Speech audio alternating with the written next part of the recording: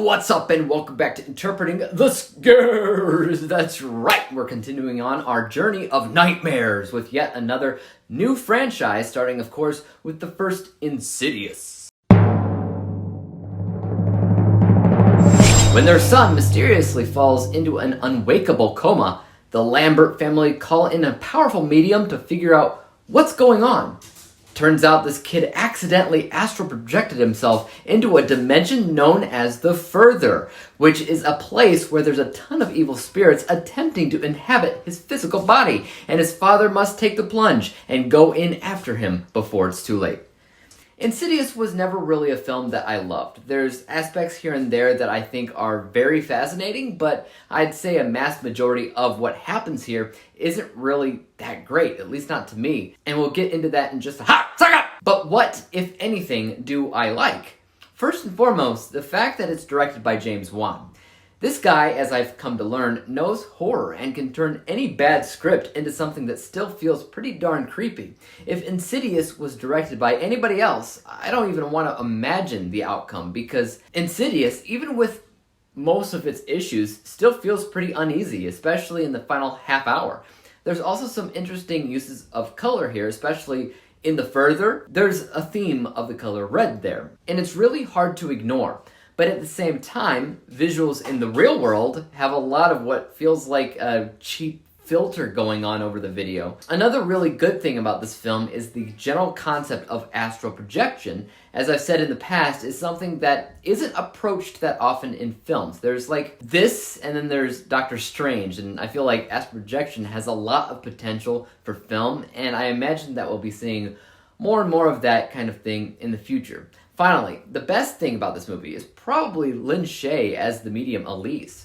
We've seen a lot of mediums in film, but her character is specifically unique, as she has this no-nonsense way of dealing with things that I really like about her and I think is pretty cool. But as I said before, I don't really care so much about this film as a whole, and there's a reason for that. There's two main problems that I have with this film. First of all, Insidious is a great example of a horror film that simply shows too much. There's all of these spirits inhabiting either this house or the mind of this comatose child, and when they show up, and they do a lot, they're as clear as day. You know, not half opaque, not flickering, clear as an actor wearing a goofy outfit. If you've ever followed anything paranormal, it's always the possibility of something being otherworldly that makes people go nuts. Like you see something out of the corner of your eye, or you watch back a video and something happens that you can't quite make out or explain, and you're like, what was that? The more you play it back, the crazier you feel like you become. By showing all of these ghosts all at once in Insidious, it loses that feeling of something being unknown. It leaves nothing to the imagination, so to speak. So this is a film that honestly has me rolling my eyes quite a bit. Another problem with the film is the pacing. Dalton goes into the coma at the right point, but I feel like it takes forever for them to do anything about it. I guess what the film wanted to do was experience haunting things for a while first, and I get that, but because the Further was such an intriguing place, they needed to have more of that, because that's ultimately the solution to the problem.